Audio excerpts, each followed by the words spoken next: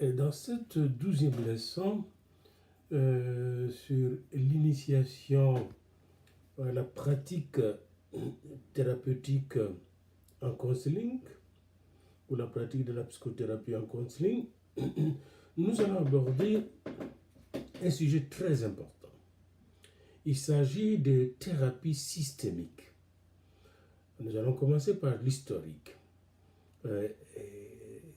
Et vous allez voir que ces thérapies systémiques sont plus adaptées aux problèmes que nous avons en Afrique, et même le problème du monde aujourd'hui. Au traitement de désordres cognitifs, de troubles émotionnels, de perturbations comportementales et relationnelles que le monde d'aujourd'hui est en train d'expérimenter. Alors, commençons par un peu l'historique. Les thérapies systémiques s'appuient sur la notion de système. Un système, c'est un ensemble d'éléments en interaction, tel qu'une modification quelconque de l'un,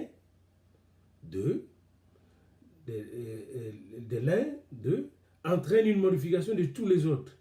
Dans un système, si vous modifiez un élément du système, tout est modifié. Comme dans un orchestre, vous modifiez le fonctionnement du soliste, eh bien, même la batterie doit être modifiée, tout doit se modifier, comme dans la musique. La même chose dans une équipe de football. Et ce n'est que dans l'église où on oublie les choses. Par exemple, on sait que les évangélistes, quand j'étais évangéliste national, nous sommes des avant-centres. Alors, vous modifiez l'avant-centre, et bien vous modifiez tous les systèmes. Vous voyez, c'est la même chose dans la pastorale. La pastorale peut être comparée comme un goalkeeper. Parce que c'est le pasteur qui... Si vous n'avez pas un bon pasteur dans une église, un bon pasteur n'est pas nécessairement un bon évangéliste, moins encore un bon enseignant. Je disais un jour à un ami qui était nommé directeur de notre département d'évangélisation avant mon arrivée au Congo, et puis il me disait, mais on m'a mis dehors. J'ai dit, mais qu'est-ce que tu allé faire là? Il était un excellent enseignant peut-être, mais pas un évangéliste, il n'avait jamais gagné une âme. Voyez-vous? Donc si vous modifiez dans un système, un élément du système, comme dans l'Église, l'Église a été créée par Jésus-Christ. Comment elle l'a créée? Il a créé avec les apôtres.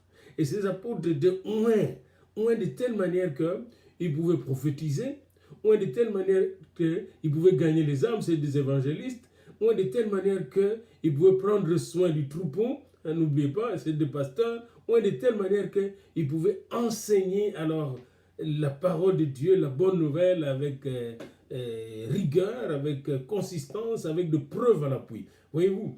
Alors maintenant, quand nous avons une église, et puis nous négligeons le ministère apostolique, nous négligeons le ministère prophétique, nous négligeons le ministère d'évangélisation, nous centrons tous sur le pasteur, peut-être sur l'enseignant, eh bien, c'est une église qui sera boiteuse, n'est-ce pas?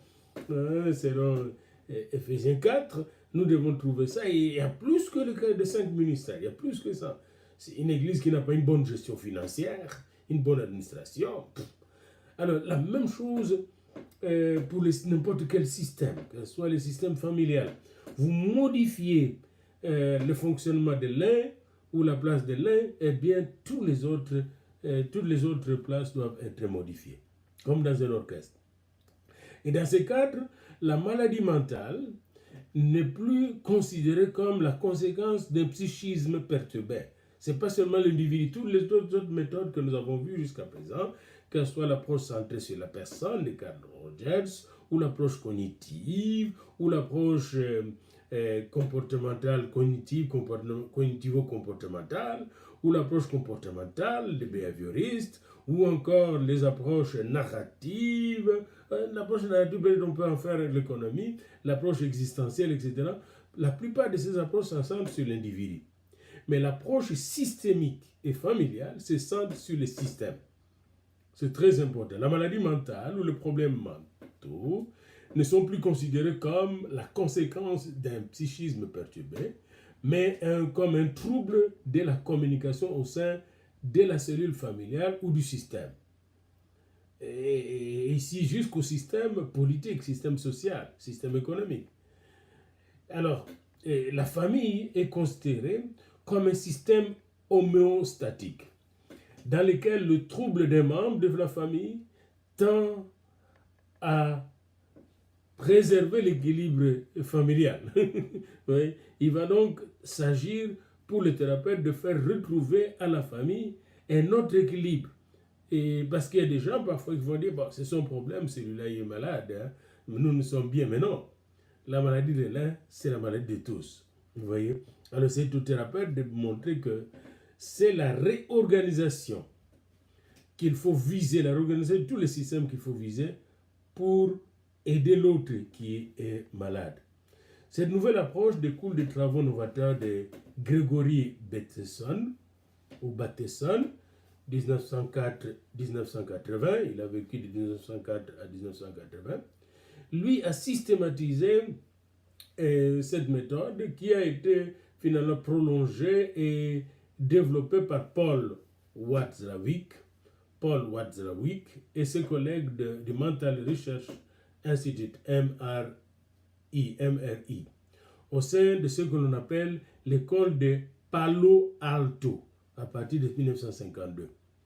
Alors, définition de l'école de Palo Alto, cette école désigne un groupe de chercheurs d'origine scientifique diverses qui, à un moment donné de leur activité, ont travaillé à Palo Alto, petite ville de la banlieue de San Francisco. Et Bateson, le fondateur du groupe, y travaille à partir de 1945 dans l'hôpital psychiatrique de la Veteran Administration. C'est pour les vétérans. Et cette appellation recouvre en réalité, l'appellation de l'école Palo Alto, couvre en réalité deux groupes qui vont travailler en parallèle avec continuité et divergence. Les premiers autour de Bateson et de sa théorie de la communication, double bind, la communication, en lien avec la cybernétique. Alors, vous voyez, la cybernétique, c'est la communication électronique la plus avancée, là, c'est la communication des systèmes. Les méthodes de Milton Erickson et les diagnostics brillants de Don Jackson entre 1952 et 1963 vont ajouter des données scientifiques assez riches à cette recherche de Bateson. Le second groupe, avec la création de MRI en 1959 par Jackson, l'arrivée de Watzlawick en 1962 et ses travaux sur l'homéostasie familiale vont, pour ainsi dire, faire rendre cette méthode systémique très universelle. Alors, d'abord, commençons par l'anthropologie de communication de Gregory Bateson, le fondateur. Il était un zoologue anglais, puis anthropologue. Et Gregory Bateson rencontre en 1932 en Nouvelle-Guinée sa future épouse et collaboratrice Margaret Mead. Vous connaissez Margaret Mead, elle est une grande anthropologue. Et fait en même temps une découverte d'importance. La façon dont les individus se comportent est déterminée par les réactions de l'entourage. Comment Mkongo se comporte, Mkongo Muyombe, Mkongo Maniango Mundibu. Comment Mouluba se comporte, mais quel Balouba de telle place. Comment Moutetela se comporte, etc. C'est lié au groupe, lié à l'entourage, lié à la famille. Comment un Wallon se comporte, comment un Flamand se comporte, comment un Irlandais se comporte, comment un Blanc américain se comporte, comment un Black américain se comporte. La façon de se comporter est liée au groupe. Et avec ces deux livres, Bateson, son premier, Naven, 1936, et Balinese Caractère en photographie analyse, et une analyse photographique en 1942, il mène une réflexion sur le rapport entre individu et société. Et à travers cette recherche entre individu et société, il va faire des descriptions de la vie courante des deux tribus primitive en Nouvelle-Guinée. Il a une double préoccupation. L'interdisciplinarité, la psychologie sociale, la psychiatrie, les sciences politiques et anthropologiques, puis la théorisation. Vous voyez, la théorisation, c'est-à-dire vous dégagez des théories, des lois, des concepts beaucoup plus généraux, universels. C'est une théorie transculturelle cohérente dont les concepts pourraient être appliqués à d'autres sociétés. Et c'est là que nous avons affaire à une thérapie que nous pouvons utiliser un peu partout. Avec 759 photos, il décrit et analyse le comportement non verbal, découvre le concept de la schismogénèse,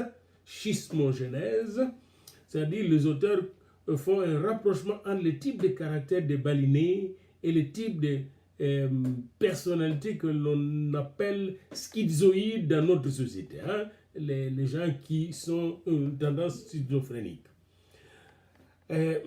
Avec le concept de schismogénèse, Margaret Mead esquisse le concept de ce que Bateson appelle 15 ans plus tard le double bind, double contrainte, hein? Le double bind, double contrainte. Il place l'origine de la schizophrénie infantile dans un réseau de relations contradictoires entre la mère et l'enfant. À la fois la mère qui donne l'amour et la discipline. L'enfant est comme prise, il doit être collé à la mère, mais là il trouve parfois un choc quand la mère doit la discipliner. Il veut mordre l'enfant, la mère dit pas question. Alors, cette théorie de double bande est enrichie par la théorie de la cybernétique à partir de 1942.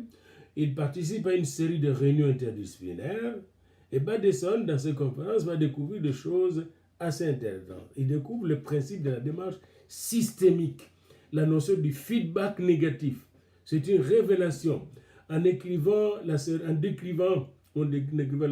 du Naven, il dit « J'étais arrivé au seuil de ce qui, plus tard, allait devenir la cybernétique.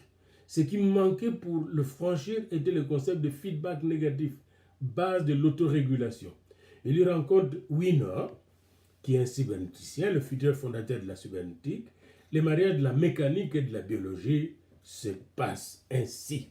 Pour Bateson, l'homme ne peut se réduire à un simple transformateur d'énergie. Il est capable de traiter les informations qu'il reçoit en permanence de son environnement et il produit même de l'énergie.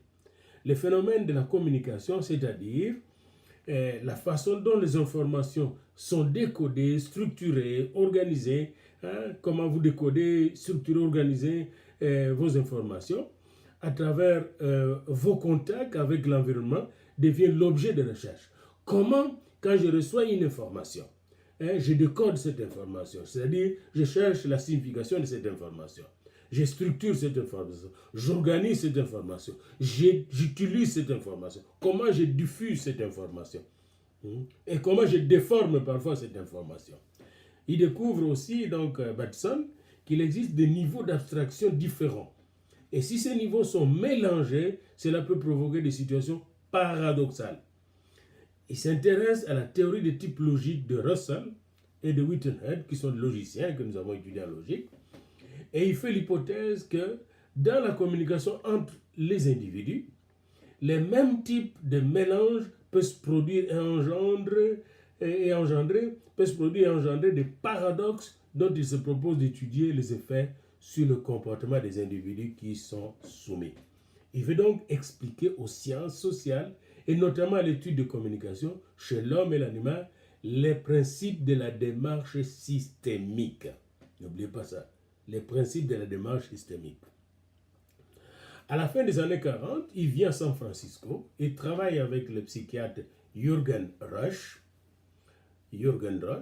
Et avec ce concept de cybernétique, il s'attaque d'abord aux aspects ignorés du langage verbal et non verbal. N'oubliez pas, il y a toujours le langage verbal et non verbal. Ce qui lui permet d'entrevoir un nouvel abord de la maladie mentale. Mais le discours de Bateson est aux antipodes du jargon psychiatrique de l'époque. Au psychiatre qui parle de pulsions, de traumatisme et de refoulement, il répond paradoxe, niveau logique, cybernétique. Vous voyez, paradoxe, niveau logique, cybernétique. Les autres, refoulement, traumatisme, pulsion, et ils suivent le discours freudien. Et lui est déjà plus loin, il parle système. En 1952, il reçoit pourtant une subvention de la Fondation Rockefeller pour étudier les paradoxes de l'abstraction dans la communication. C'est la naissance du premier groupe de Palo Alto avec le projet Bateson. Le projet Bateson, de 1953 à 1962, je peux dire de mon âge d'1 an à l'âge de 10 ans, hein, à l'hôpital de vétérans, d'administration de vétérans. Ce projet va appliquer les raisonnements de Russell et de Whitehead sur les paradoxes logiques à toutes les situations possibles de communication. Exemple, l'étude de Batson sur les loutres et leur métacommunication. Savent-elles connaître la différence entre un vrai combat et un simulacre de combat? Ceci est un jeu. Et un des objets d'application est le discours décousu du schizophrène. Le jeune chercheur John Wickland, J. Haley, William Fry et deux hommes clés, Donald Jackson, qui se rejoignent et forment un groupe de départ avec Milton Erickson qui les rejoindra plus tard. Ces travaux du groupe de Alto étudient la façon dont la famille des patients communique avec ces derniers. Ça, c'est le but. Comment la famille d'un patient schizophrène communique avec ces derniers. Et cela débouche sur l'élaboration de la théorie double bande, double contrainte. Énoncée en 1956, elle propose une explication de la schizophrénie en relation avec un phénomène interpersonnel. C'est un trouble de la communication au sein de la cellule familiale. Vous voyez, hein? Et quand vous observez des gens souvent à l'intérieur de familles qui font de la schizophrénie ou notre crise, vous allez voir qu'ils ont un trouble de la communication. Ils ont tendance de dire « on ne me comprend pas ». Cette théorie aura une importance considérable pour les pratiques thérapeutiques. À la suite de ce premier article, le succès est immédiat, le budget afflue et la poursuite des recherches est par la suite exclusivement axée sur la schizophrénie. Les travaux du projet de Bateson relèvent essentiellement du domaine de la recherche, seuls quelques malades sont traités. Ce projet dirigé par Bateson va durer jusqu'en 1962, date à laquelle celui-ci part pour poursuivre ses propres recherches dans le domaine de la communication. La psychiatrie n'a jamais été pour lui qu'une application parcellaire de ces théories. Et ces derniers ouvrages d'épistémologie, Step to an Ecology of Mind et Mind and Nature, développent l'approche scientifique systémique dont relève l'écologie. Jackson, par contre, qui a toujours été intéressé par les applications pratiques du projet, fonde en 1958 le Mental Research Institute, l'Institut de recherche mentale, et c'est Jackson qui va mener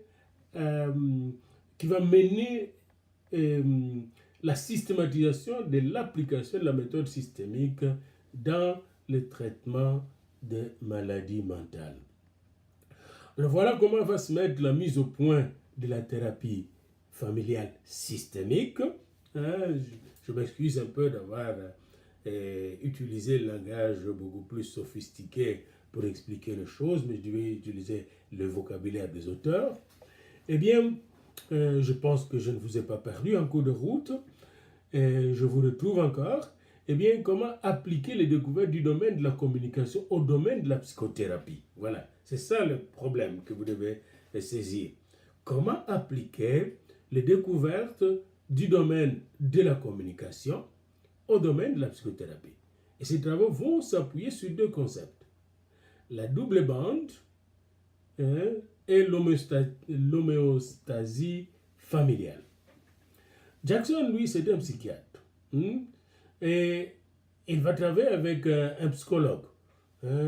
Et ensemble, ils vont développer, n'est-ce pas, ces travaux au MRI, donc l'Institut de recherche mentale, et mettre au point les dispositifs de la thérapie familiale systémique. Cette approche postule que lorsqu'un individu est considéré comme malade dans une famille ou lorsqu'un individu est troublé cognitivement ou émotionnellement ou comportementalement, il est en fait la victime d'un système familial pathologique. Il y a des problèmes peut-être émotionnels, cognitifs, comportementaux dans cette famille. Donc lorsqu'un individu est considéré comme étant en trouble cognitif ou en perturbation comportementale ou en crise émotionnelle, il faut vérifier si à l'intérieur de sa famille, il n'y a pas le même pathologie, ou à l'intérieur du système dans lequel vit cet individu. En 1962, Virginia Satir, psychologue, met en place la première formation de la thérapie familiale systémique. Le MRI, l'Institut de recherche en maladie mentale, publie la revue Family Process. Et dans le cadre de la thérapie systémique, on essaie d'abord de systématiser l'entretien autour de tâches bien définies. Par exemple, l'explication de l'aphorisme « Pierre qui roule n'amasse pas mousse » par le parent à leurs enfants. Et je peux dire un autre aphorisme plus adapté à nous, quelle que soit la longueur des oreilles, eh bien, ils ne peuvent pas dépasser la tête. Voilà, si on applique ça, aucun enfant ne doit dépasser les adultes. Donc, si ton adulte est riche, toi, tu ne dois pas être plus riche que lui. Hein? L'oreille ne peut dépasser la tête dans l'avion. Un petit ne peut pas dépasser un grand. Et comment un tel aphorisme peut devenir une contrainte dangereuse? Alors, il y a une contrainte, on est doublement. En même temps, on t'aime, mais en même temps, on t'envie si tu dépasses trop. Et d'où la problématique de la sorcellerie. Alors, la clinique montée par nos amis aux États-Unis dans les années 60, cette clinique avait pour objectif de rendre parfaitement rationnel dès lors adoptable par d'autres les diagnostics et les tactiques de l'approche systémique. La question essentielle devient: comment peut-on modifier les règles du système familial pour faire en sorte que les symptômes portés par l'un de ses membres disparaissent? Sous l'influence d'Erikson, la stratégie de changement se base sur l'attitude interventionniste du thérapeute. Le thérapeute va intervenir pour essayer de modifier les systèmes de famille. Et parce qu'en ce moment-là, d'ailleurs, il y avait beaucoup de contraintes au niveau des familles. D'où, d'ailleurs, la recherche de la liberté individuelle est freinée en Occident. Alors, il y a quelques différences dans cette thérapie-là. Les chercheurs qui ont quitté MRI, donc l'Institut de recherche mentale, ou d'autres, qui l'ont côtoyé, font leurs propres approches, dérivées de l'approche systémique. Satir avec son école de communication, a les tendances stratégiques. Les autres de la communication vont s'occuper des relations familiales comme objet, et les communications qui se passent dans les relations familiales vont déterminer l'état des individus. Il y a la tendance stratégique qui va utiliser toutes ces stratégies pour arriver à soigner. Il y a le courant analytique qui va se pencher à la fois en psychanalyse et tout en utilisant la systémique. Puis il y a le courant structurel qui va beaucoup se concentrer sur les structures en rapport avec les structures familiales et les structures des systèmes en rapport avec les problèmes psychologiques des gens. Les idées systémiques sont détournées notamment par la création à Milan du Centre pour l'étude des familles, en Italie. En France, la forte implantation de la psychanalyse a entraîné une réinterprétation de la thérapie familiale à travers le concept et les règles de la thérapie freudienne. Ces deux approches en dialogue s'affrontent, et le premier congrès international MRI qui a eu lieu à Nice en 1982 a pu trouver un compromis, et on a inventé ce qu'on appelle la systémique, la thérapie systémique psychanalytique. Il y a une extension à d'autres domaines. L'approche systémique est progressivement utilisée hors du cadre de la thérapie familiale pour résoudre des conflits internationaux en milieu scolaire, en milieu professionnel, parce que ce sont des systèmes entre médecins, privés, institutionnels, et quand il y a des problèmes de système, comment résoudre ce problème pour ne pas provoquer de conflits individuels et interpersonnels. Alors vous voyez, l'apport de l'école systémique sera très grand, et nous allons voir ensemble comment on applique cette thérapie systémique dans la vidéo qui va suivre, la leçon 13. Cette leçon 12 s'est limitée à l'historique depuis Bateson, l'initiateur de cette méthode.